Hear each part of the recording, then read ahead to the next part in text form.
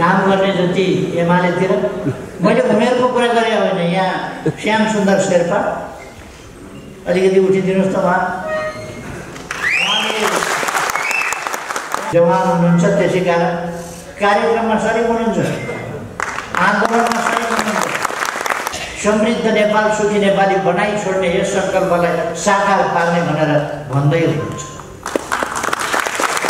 उमेरले बुढो हुँदैन भन्ने कुरा त हामी सानै छँदा मास्टर पास गरेर उमेरले मात्रै हुँदो रहेछ। कोही कोही 6 नम्बर पाएपछि कुदिहाल्दो रहेछ। हामीमा कुनै संकीर्णता छैन, हुन सक्दैन।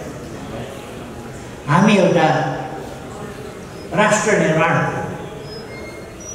महाउद्देश्यका साथ महाअभियानमा जुटेका छौँ।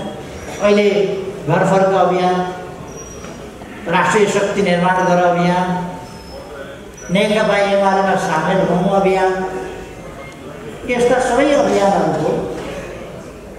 अभियानहरूको निष्कर्ष के हो भन्दा नेकपा एमाले जस्तो राष्ट्रिय शक्तिलाई निर्णायक राष्ट्रिय शक्तिमा परिणत गरौँ, विकास गरौँ।